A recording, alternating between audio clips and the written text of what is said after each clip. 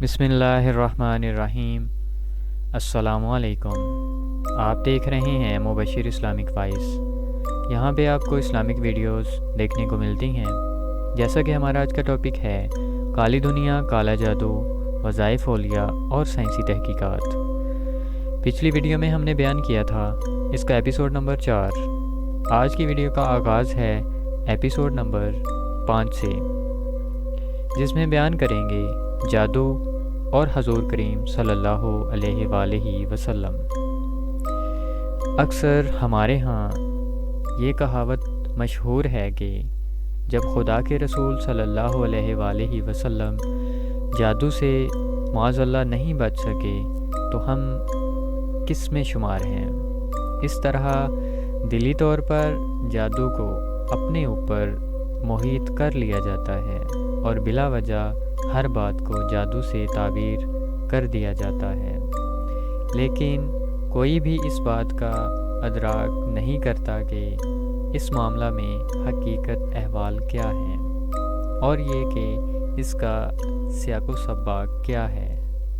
سیاق و سباق یہ ہے کہ عرب معاشرہ اسلام سے بیشتر جادو اس قدر ترقی کر چکا تھا اور لوگوں کے روزمرہ کے معاملات میں رچ بس چکا تھا کہ حضور سرور کائنات صلی اللہ علیہ وآلہ وسلم کی آمد و بعثت اور معجزات نے جادوگروں کی جادوگری کو مات کرنا شروع کر دیا تھا اور ان کے جھوٹ کا پول اور ان کی قدر افزائی میں روز افزوں کمی ہوتی جا رہی تھی، چونکہ حضور صلی اللہ علیہ وآلہ وسلم کی بعثت سے قبل یہودیوں کا فن جادوگری تھا اور وہ جو کہتے لوگ بے چوں چراں ان کی بات کو حق تسلیم کرتے تھے۔ ایسے میں اسلام ایک حقیقت بن کر ابھرا اور اس کی وجہ سے ان یہودیوں کا کاروبار زندگی بے حد متاثر ہوا اور پورے معاشرہ میں مسلمان دن بدن پھیلنے پھلنے پھولنے لگے، جس سے ان کو بے حد ذہنی صدمہ پہنچا۔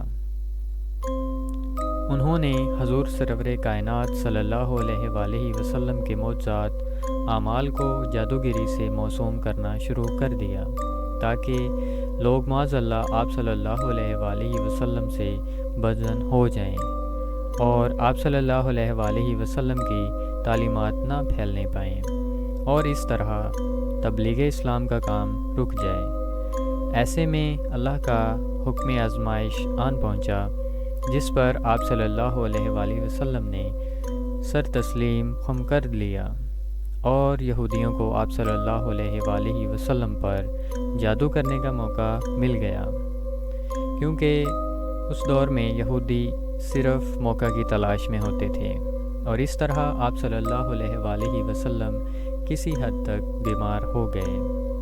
بروایت حضرت عائشہ رضی اللہ تعالیٰ عنہ بنو زریق کے نامی گرامی جادوگر لبید بن عاصم نے آپ صلی اللہ علیہ وآلہ وسلم پر جادو کر دیا۔ آپ صلی اللہ علیہ وآلہ وسلم کو یوں محسوس ہوتا کہ آپ صلی اللہ علیہ وآلہ وسلم کچھ کر رہے ہیں، حالانکہ ایسی کوئی بات نہ ہوتی۔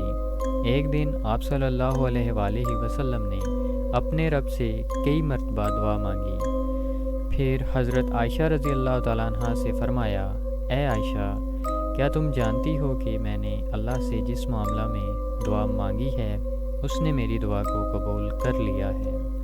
میرے پاس 2 آدمی یعنی فرشتے آئے ہیں، ایک میرے سرہانے بیٹھا ہے اور دوسرا میری پاؤں کی طرف، اور انہوں نے آپس میں گفتگو کرتے ہوئے یہ کہا کہ ان پر جادو کیا گیا ہے۔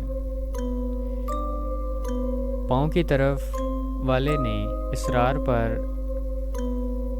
سرہانے والے نے کہا کہ ان پر لبید بن عاصم نے جادو کیا ہے تاکہ تبلیغ اسلام کا عمل رک جائے۔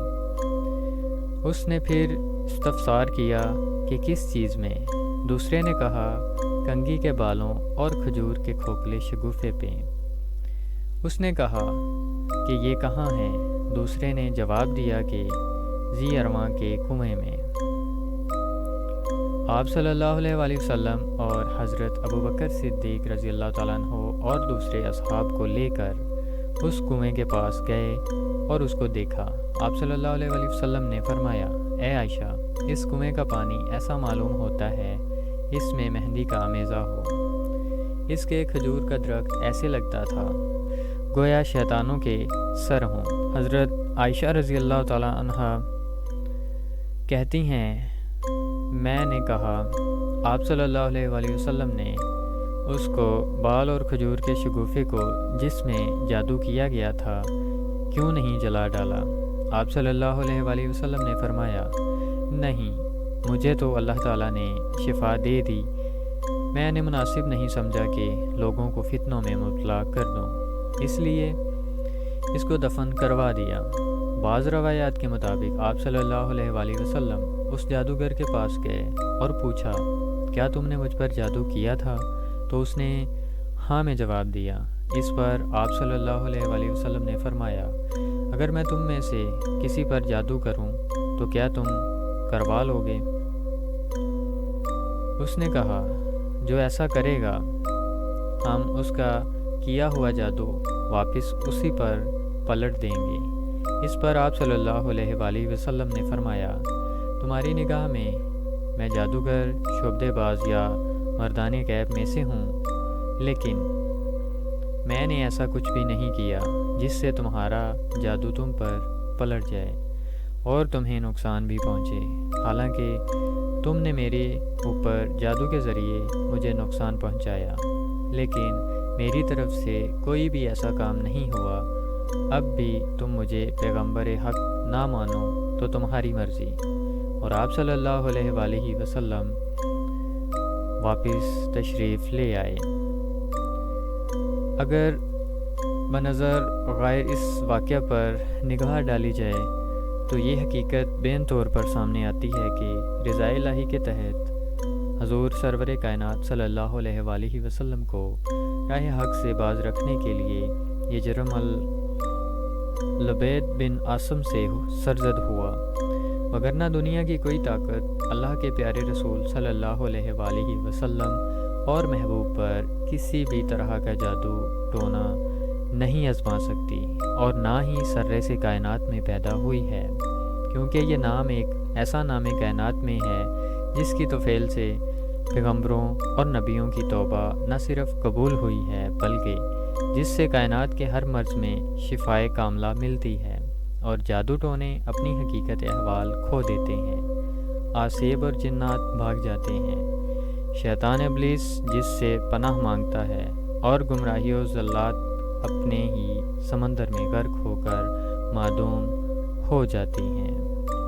یہ تھی ہمارے آج کا ایپیسوڈ۔